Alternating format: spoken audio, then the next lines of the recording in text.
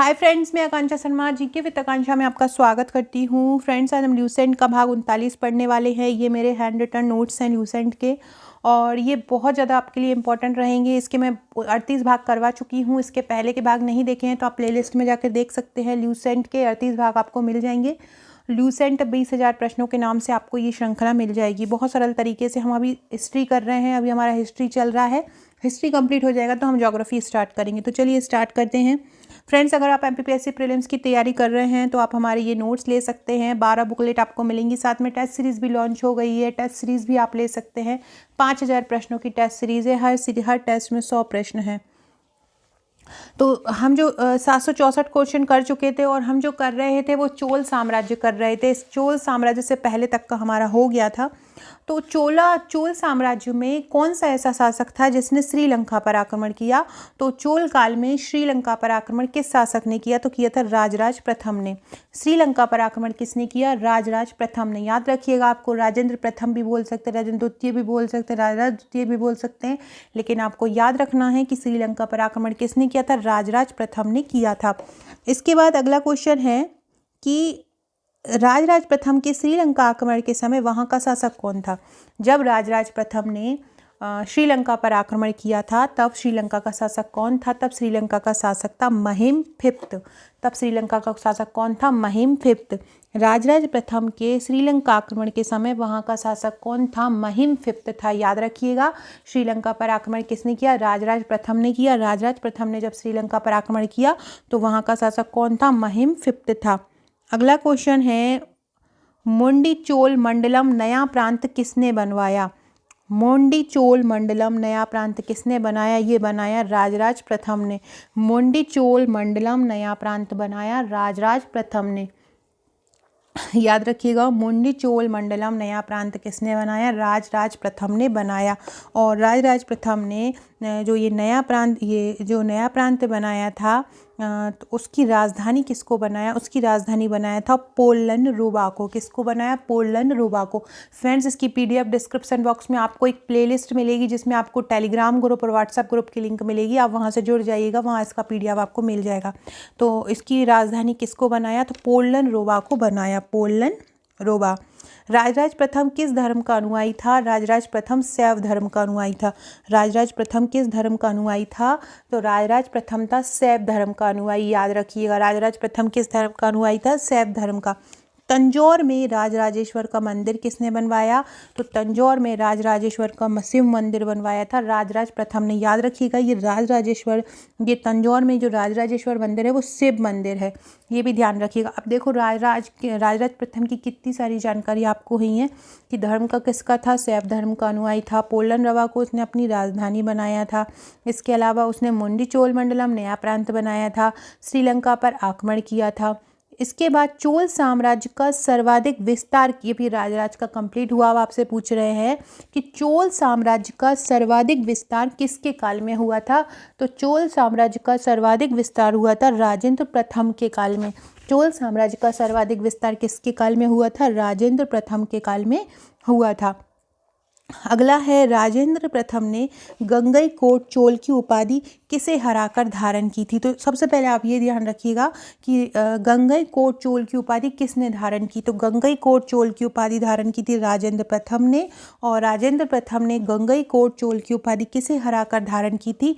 तो पाल शासक महीपाल को हराकर धारण की थी। किसको? पाल शासक महीपाल को हराकर राजेंद्र प्रथम ने गंगईकोट चोल की उपाधि धारण की थी। चोल गंगम नामक विशाल तालाब का निर्माण किसने करवाया? तो चोल गंगम नामक विशाल तालाब का निर्माण करवाया था राजेंद्र प्रथम ने।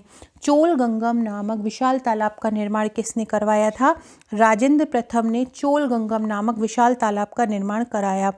चोल काल में पल्ली चंदम क्या है? चोल काल में पल्ली चंदम क्या है? तो जैन संस्थानों को दी गई भूमि है। चोल काल में पल्ली चंदम क्या है? तो ये जैन संस्थानों को दी गई भूमि है। प्रकेसरी की उपाधि किसने धारण की थी? तो ये ध्यान रखना है आपको, प्रकेसरी की उपाधि धारण की थी राजेंद्र द्वितीय ने। प्रकेसरी और राजकेसरी ये अलग अलग हैं। प्रकेसरी की उपाधि किसने धारण की थी? राजेंद्र द्वितीय ने। प्रकेसरी की उपाधि किसने धारण की? राजेंद्र द्वितीय ने। राजकेसरी की उपाधि किसने धारण की? राजकेसरी की उपाधि धारण की वीर राजेंद्र ने। राजकेसरी की उपाधि किसने धारण की? वीर राजेंद्र ने।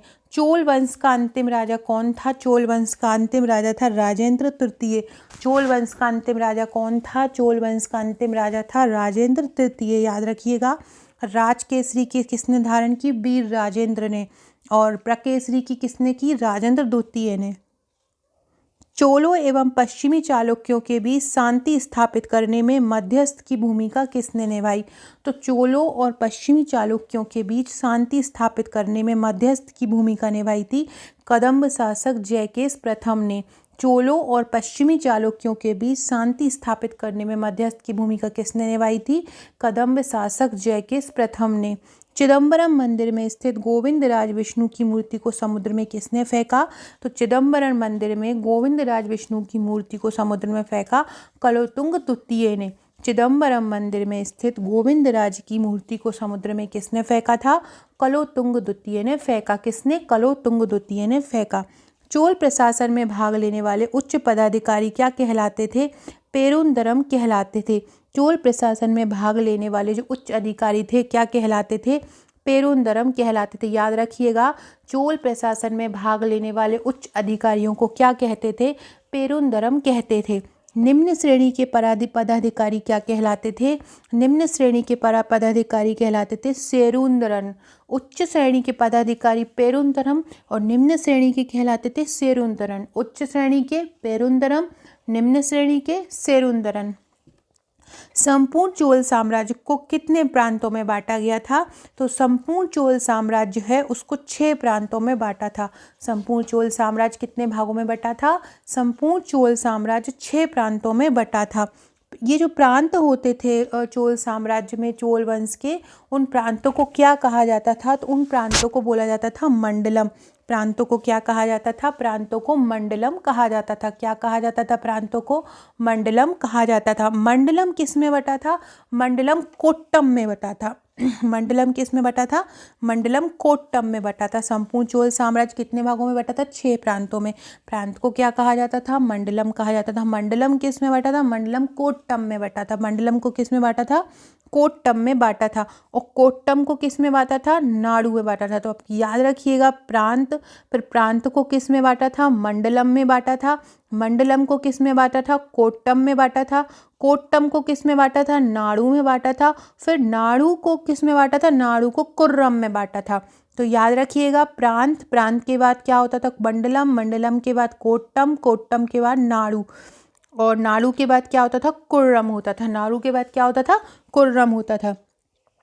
अब आपसे पूछे नाडु की जो स्थानीय सभा होती थी उनको क्या बोलते थे? तो नाडु जो कोट्टम को बांटा था नाडु में, तो उनकी जो स्थानीय सभा होती थी वो क्या कहलाती थी? वो नाटूर कहलाती थी। नाडु की स्थानीय सभा क्या कहलाती थी? नाटूर कहलाती थी। और नगर की स्थानीय सभा क्या कहलाती थी? नगर की स्थानीय सभा नगरतार कहलाती थी। नाडु की स्थानीय सभा नाटूर कहलाती थी और नगर की स्थानीय सभा नगरतार कहलाती थी। स्थानीय स्वशासन किस शासन की विशेषता थी? तो स्थानीय स्वशासन चोल प्रशासन की विशेषता थी। स्थानीय स्वशासन किसकी विशेषता थी? चोल प्रशासन की। जो चोल काल में सर्वसाधारण लोगों की समिति थी उसको क्या बोलते थे? और बोलते थे। चोल साम्राज्य में सर्वसाधारण लोगों की समिति को क्या बोलते थे? और कहते थे। क्या कहते थे? और। व्यापारियों की सभा क्या कहलाती थी? व्यापारियों की सभा नगरम कहलाती थी। चोल काल में व्यापारियों की सभा को क्या बोलते थे? नगरम बोलते थे। चोल काल में भूमि कर कितना होता था? उपज का 1/3। चोल काल में भूमि कर कितना होता था? चोल काल में भूमि कर जो होता था वो उपज का 1/3 होता था। तो आपको याद रखना है सर्वसाधारण लोगों की समिति क्या थी? और थी। व्यापारियों की सभा क्या कहलाती थी? नगरम। चोल काल में भूमि कितना होता था? उपज का 1/3। सो फ्रेंड्स, ये थे आज के हमारे 792 क्वेश्चन। ये हमारा चोल काल चला था, बहुत इंपॉर्टेंट क्वेश्चन थे। इसी प्रकार से सरल तरीके के क्वेश्चन पढ़ने के लिए चैनल को सब्सक्राइब कीजिएगा। पहले के वीडियो देखने के लिए आप प्लेलिस्ट में ल्यूसेंट प्लेलिस्ट में जाइएगा, आपको पहले के वीडियोस मिल जाएंगे और पहले के पार्ट आप वहां से देख सकते हैं। डिस्क्रिप्शन बॉक्स में आपको टेलीग्राम व्हाट्सएप की ग्रुप की लिंक मिल जाएगी, तो वहाँ पे जुड़ जाइएगा। Okay friends, thank you.